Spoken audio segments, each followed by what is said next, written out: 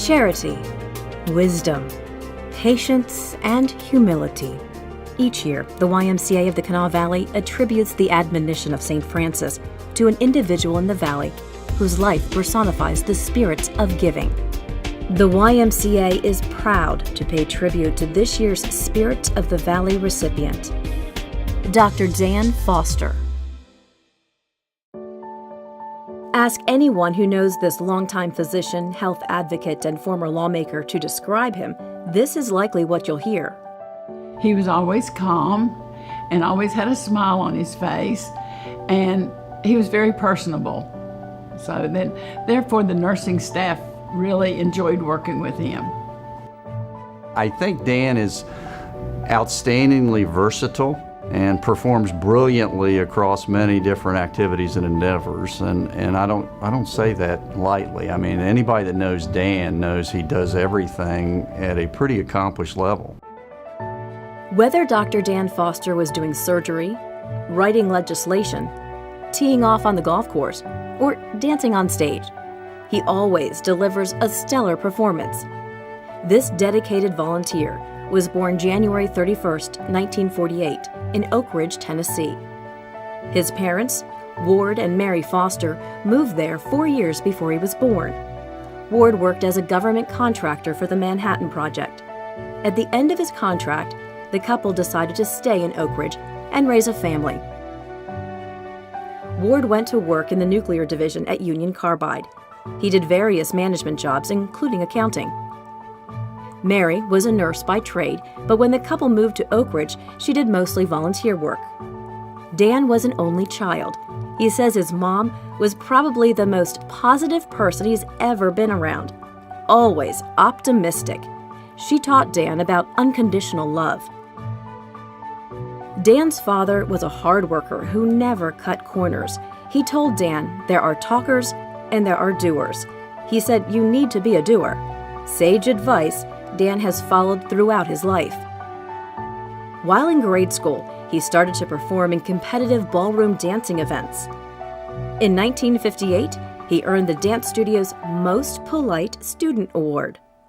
I met Danny in first grade at St. Mary's School in Oak Ridge, Tennessee. He was just warm, kind, genuine, cute, smart. We had lots of contests about, spelling bees, math bees, geography bees, all that kind of stuff. They use that a lot. And so I was fairly competitive, but I was not as smart as Danny. Danny is incredibly smart. So he would always beat me. And being in a Catholic school, I would pray, please let me win just once,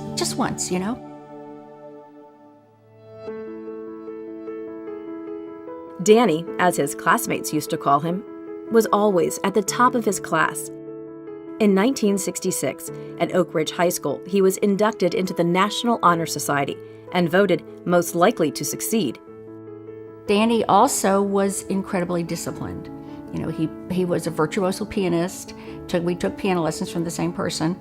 He was a really good golfer, and he got all these great grades and great scores. So it's just one of these, he was one of those all-round talented individuals. He was always humble. In 1964, he was part of the high school's very first golf team. During Dan's senior year, the team received an exciting opportunity. They were asked to caddy for professional golfers in an exhibition match. Foster got a plum assignment. He was chosen to caddy for none other than Arnold Palmer. Carrying Palmer's clubs earned him a $20 tip, which he still has today, framed as a keepsake. His academic achievements and his golfing skills paired up for an impressive college admission score. After high school, Foster headed to Massachusetts to attend Harvard, where he was also a member of the golf team. When he arrived on campus, he was an undecided major, but one who knew he enjoyed math and science classes. After about a year, it became clear to him that his future was in medicine. In 1970, he graduated from Harvard with a degree in biochemical sciences. Then it was off to the West Coast to Stanford University's School of Medicine, where he earned his MD in 1974. Dan spent the next 5 years in surgical training at Charity Hospital in New Orleans, Louisiana. The relationships he formed during residency had a lasting impact on his life. Charity Hospital is where he met a young nurse by the name of Kathy Sylvester. The couple soon started to date and was married on March 24, 1979. That's the same year he earned his surgical residency from Tulane. 4 months after Dan and Kathy were married, the couple relocated to Charleston, West Virginia. Dr. Foster moved to the Kanawha Valley to join the Charleston Surgical Group, where 2 friends he made during residency practiced medicine. Dr. Eric Mance and Dr. Willis Trammell invited their colleague and good friend to join their practice in 1979.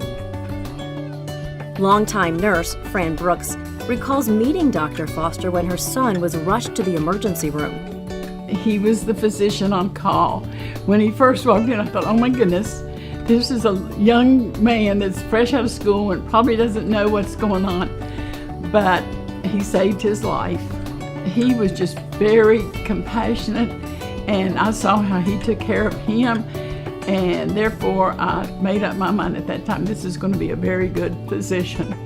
And he turned out to be, even if he did look like a little boy when he first walked in the ER. Dr. Foster worked at Charleston Surgical Group for 23 years. While in private practice, he also trained medical students as a clinical professor of surgery at West Virginia University. Even still today, he participates in weekly surgical conferences. In 2002, Dr. Foster moved out of the operating room and became the first physician advisor at Charleston Area Medical Center, serving as a communication liaison between the medical staff and administration. He worked in that capacity for 16 years, until his retirement in June 2018. Not all of his accomplishments were in a hospital setting. Dr. Foster's career path led him to the state legislature. He served in the House of Delegates from 2002 to 2004, and then served for 8 years in the state Senate. He was the doctor of the House, the doctor of the Senate. He was the person we went to when we didn't know what was going on with ourselves or our families. And he was always very willing to spend whatever time it took to make you feel better. He was an extraordinary, extraordinary man. During his tenure under the dome, Dr. Foster worked on many complex pension challenges, as well as health care, education, and legal issues. In 2012, his tenacity to improve the health of the Mountain State was recognized when the Gazette-Mail named him West Virginian of the Year.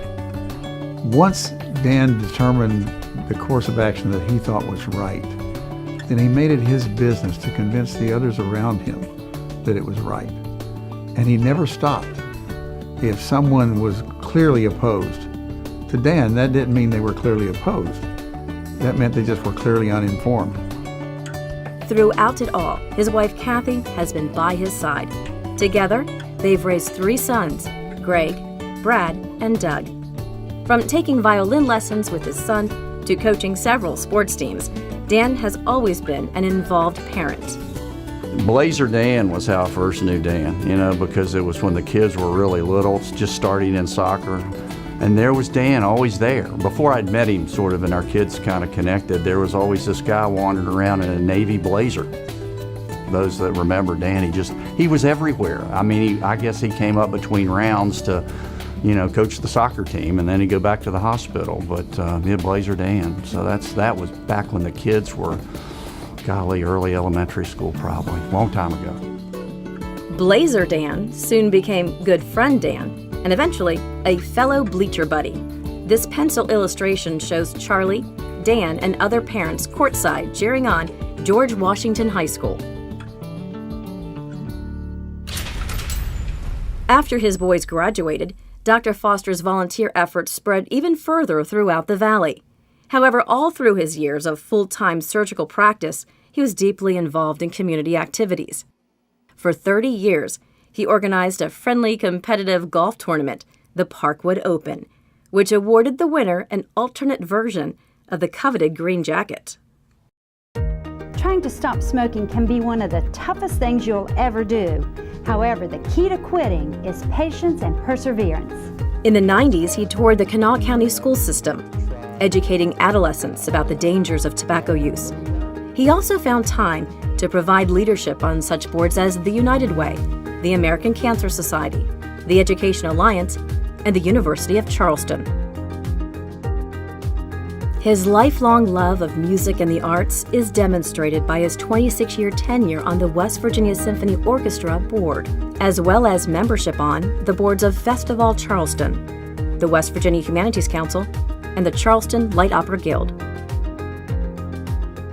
No matter how busy he is, Dr. Foster always makes time for his friends and family.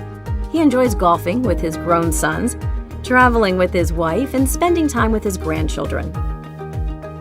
The little ones call him Poppy, and especially like when he reads books such as Dr. Dan, the Bandage Man. Dr. Foster's knowledge is not limited to medicine, legislation, and golf. His friends joke and say if you play the game Trivial Pursuit, you want Dan on your team. His infinite knowledge is matched with a spirit of volunteerism. He has a servant's heart. There's no way to portray what that is in words. There's no way I can tell you what that means. But if you understand the feeling it portrays, you know precisely who Dan Foster is.